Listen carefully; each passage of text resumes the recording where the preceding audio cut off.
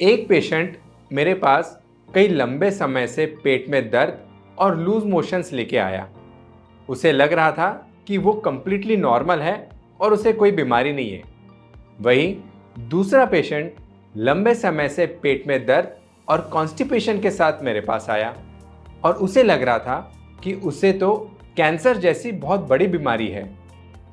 क्या ये दोनों सही है? क्या ये दोनों में एक ही बीमारी है? आज जानेंगे इरिटेबल बाउल सिंड्रोम किसे हो सकता है और क्यों होता है। नमस्कार, मैं डॉक्टर प्रतीक पडोले हूं और एक प्रैक्टिसिंग गैस्ट्रोएंटरोलॉजिस्ट और एंडोस्कोपिस्ट हूं। मेरे YouTube चैनल में आपका स्वागत है। रेगुलर अपडेट्स के लिए हमारे चैनल को सब्सक्राइब करिए और बेल आइकॉन को प्रेस करिए।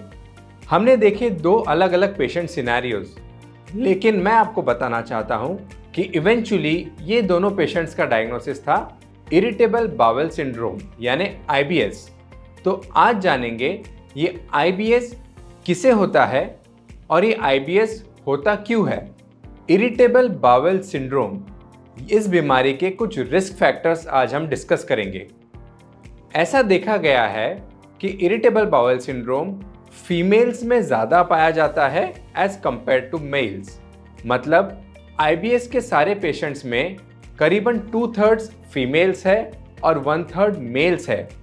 ये डिफरेंस बहुत ज़्यादा सिग्निफिकेंट नहीं है, लेकिन ऐसा हो सकता है कि फीमेल्स शायद डॉक्टर्स के पास ज़्यादा जा रही है इस बीमारी को लेकर, इसलिए इनका प्रिवेलेंस ज़्यादा देखा गया है।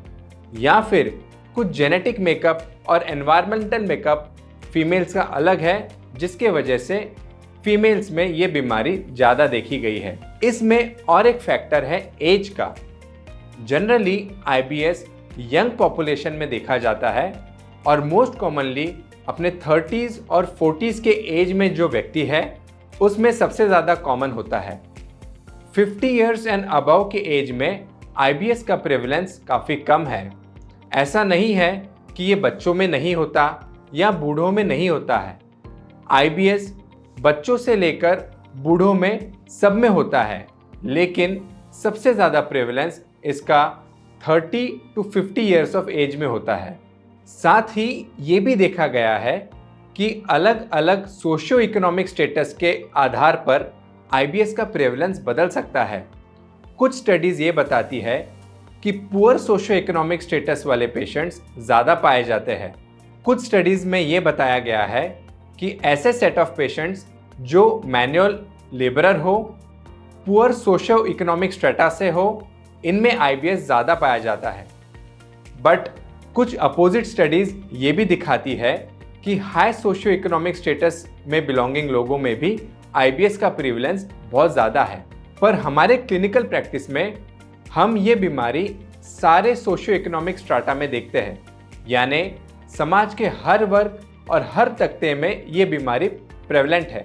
और एक बात, फैमिली हिस्ट्री और जेनेटिक बैकग्राउंड भी एक इसका इम्पॉर्टेंट रिस्क फैक्टर है।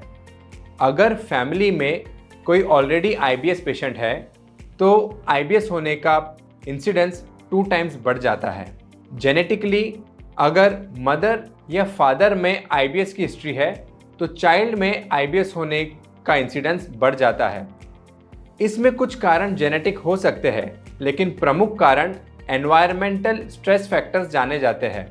ऐसा देखा गया है कि जिन्होंने चाइल्डहुड में फैमिलियल स्ट्रेस एक्सपीरियंस किया है, पेरेंटल कॉन्फ्लिक्ट्स एक्सपीरियंस किए हैं, उनमें IBS ज़्यादा देखा जाता है। तो IBS यदि इतना प्रेवलेंट है, इतना कॉमन है, तो इसके सिम्टम्स कंटिन्यूसली चलते हैं या नहीं? ऐसा नहीं होता है। जनरली IBS होने की एक टेंडेंसी होती है और कुछ रिस्क फैक्टर्स होते हैं जो हमने जाने। इनमें कुछ ट्रिगर फैक्टर्स होते हैं जिनके वजह से इनके सिम्टम्स बढ़ जाते हैं। इन ट्रिगर फैक्टर्स में सबसे इंपॉर्टेंट फैक्टर होता है डाइट का।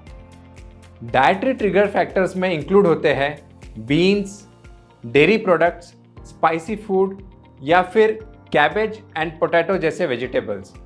पर यह कोई गोल्डन रूल नहीं है और हर IBS पेशेंट के डाइटरी ट्रिगर फैक्टर्स अलग अलग हो सकते हैं। इसके अलावा सबसे इंपॉर्टेंट ट्रिगर फैक्टर होता है स्ट्रेस।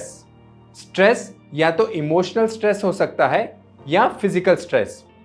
स्ट्रेस आईबीएस का कारण नहीं है, लेकिन स्ट्रेस के वजह से आईबीएस के सिम्टम्स ट्रिगर होते हैं। इसके अलावा रिड्यूस्ड स्लीप और इमोशनल इंस्टेबिलिटी भी इसके ट्रिगर फैक्टर्स हैं।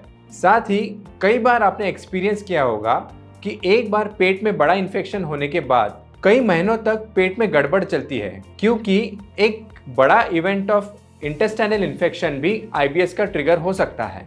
तो आज हमने जाना कि आईबीएस के कितने वेरिड सिम्टम्स है, ये किस में होता है और किस वजह से ये ट्रिगर होता है।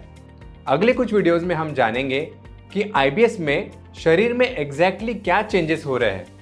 जानने के लिए हमसे जुड़े रहिए, चैनल को सब्सक्राइब करिए और बेल आइकॉन को प्रेस करिए। धन्यवाद।